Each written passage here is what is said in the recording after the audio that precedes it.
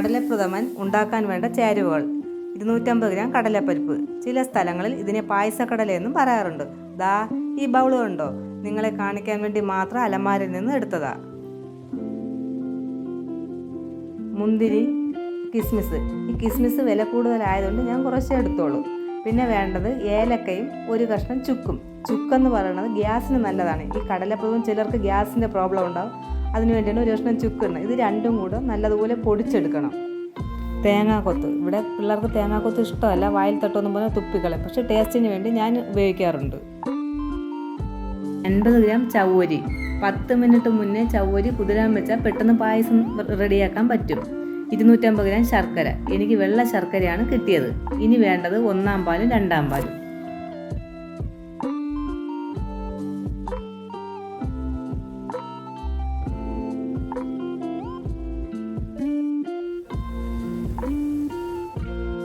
മുന്തിരി, കിസ്മിസ് ഇതെല്ലാം നല്ലതുപോലെ കഴുകിയെടുത്ത് ശർക്കര ഉരുക്കി അരിച്ചെടുത്ത് ഏലക്ക, ചുക്ക് ഇവ പൊടിച്ചെടുത്തു. ഈ ഏലക്കയും ചുക്കും പൊടിക്കുമ്പോൾ ലേശം പഞ്ചസാരയും കൂടി ഇട്ടാൽ പെട്ടെന്ന് നല്ലതുപോലെ പൊടിഞ്ഞു വരും.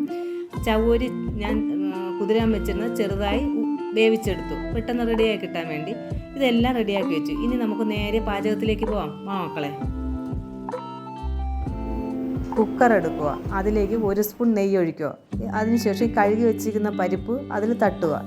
ലാസ്റ്റ് വെള്ളം കണ്ട അത് അഴുക്ക വെള്ളമല്ല, നല്ല വെള്ളം തന്നെ, അതുകൂടെ അങ്ങ് ഒഴിക്കട്ടെ. അതിനുശേഷം ഒരു 6 ബൗൾ വെള്ളം ഒഴിക്കുക. വെള്ളം ഇച്ചിരി കൂടിയാലും കുഴപ്പമില്ല, കുറഞ്ഞു പോകരുത്. കാര്യം കുറഞ്ഞു പോയാൽ ചിലപ്പോൾ കുക്കറൊക്കെ പൊട്ടിത്തെറിക്കും. വെള്ളം കൂടുതലാണെങ്കിൽ നമുക്ക് ലേശം മാറ്റാമല്ലോ.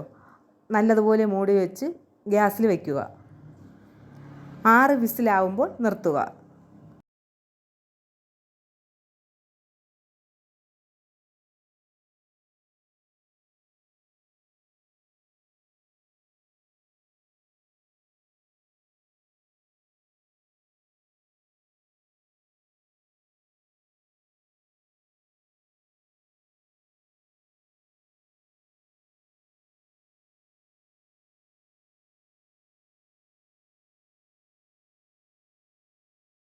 മക്കളെ, കുക്കർ നല്ലതുപോലെ തണുത്തതിന് ശേഷമേ അതിൻ്റെ അടപ്പ് തുറക്കാവേ. ഇതാ നമ്മുടെ പായസക്കടല നല്ലതുപോലെ വെന്തിട്ടുണ്ട്. ഇനി ഒരു തവി എടുത്ത് നല്ലതുപോലെ അരങ്ങി ഉടയ്ക്കാം.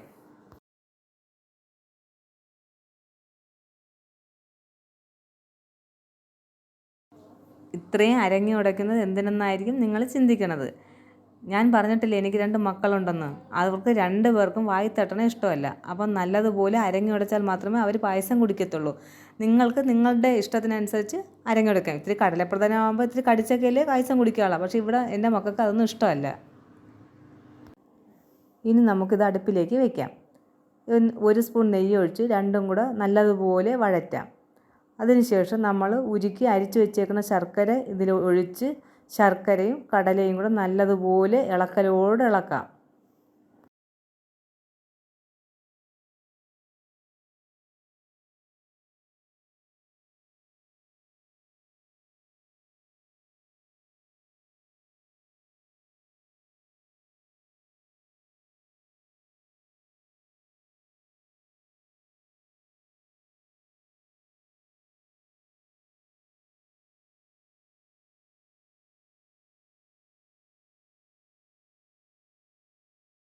കുറച്ച് കുറുവിയതിന് ശേഷം ചുക്കും ഏലക്കപ്പൊടിയും കൂടെ ചേർക്കാം.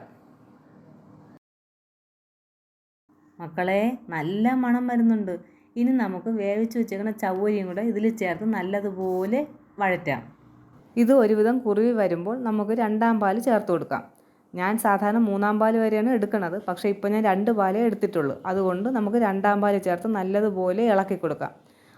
അതവിടെ ഇരുന്ന് കുറുവട്ടെ. നമുക്ക് അടുത്ത ഒരു പരിപാടി ചെയ്യാം.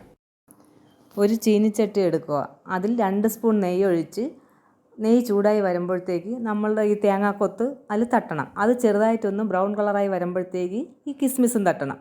അതും ചെറുതായിട്ടൊന്ന് ബ്രൗൺ കളറായി വരുമ്പോൾ ഈ മുന്തിരിങ്ങയും കൂടെ തട്ടി 3 പേരെയും കൂടെ നല്ലതുപോലെ മൂപ്പിച്ചെടുക്കണം. അതവിടെ വെച്ചിട്ട് ഇനി അടുത്ത നമുക്ക്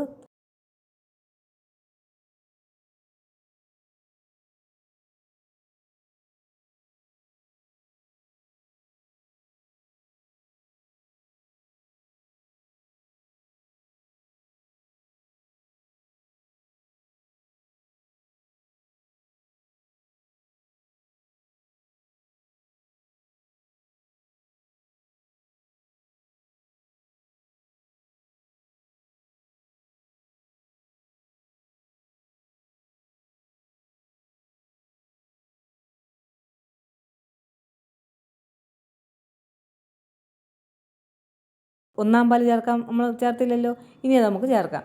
ഒന്നാം പാൽ ഒഴിച്ച് അത് തിളച്ച് വരുമ്പോഴത്തേക്ക് ഈ മൂപ്പിച്ച് വെച്ചേക്കണവരെ എല്ലാവരെയും കൂടി എടുത്ത് തട്ടിക്കൊടുക്കാം. പായസം റെഡി. പക്ഷേ എന്നപ്പോൾ നിങ്ങൾ ചോദിക്കും മൂപ്പിച്ച് വെച്ചേക്കണ തട്ടിയ വീഡിയോ എവിടെയെന്ന്. എൻ്റെ മക്കളെടുക്കാതെ അവർ പൊക്കളഞ്ഞ്, അപ്പോൾ അത് കാണിക്കാൻ പറ്റിയില്ല. ഇതാ നമ്മുടെ പായസം റെഡി ആയിട്ടുണ്ട്. ഇത് കാണാൻ എങ്ങനെയുണ്ടോ മക്കളെ, ഭംഗിയുണ്ടോ? അതുപോലെ തന്നെയാണ് കുടിക്കാനും ടേസ്റ്റ് ഉണ്ട്. ഇപ്പം നിങ്ങൾക്ക് തേങ്ങാപ്പാൽ ഇല്ലെന്നുണ്ടെങ്കിൽ പശുവും പാൽ ചേർത്താലും മതി. പക്ഷേ തേങ്ങാപ്പാൽ ചേർക്കുമ്പോൾ പ്രത്യേക ടേസ്റ്റ് ഉണ്ട്. നിങ്ങൾക്ക് എൻ്റെ വീഡിയോ ഇഷ്ടമായെങ്കിൽ ലൈക്ക് ചെയ്യുക, നിങ്ങളുടെ അഭിപ്രായങ്ങൾ കമൻറ്റ് ചെയ്യുക. നിങ്ങൾ എന്തായാലും ഇതുവരെ വന്നതല്ലേ, ഒന്ന് സബ്സ്ക്രൈബ് ചെയ്തിട്ട് പോകാം മക്കൾ.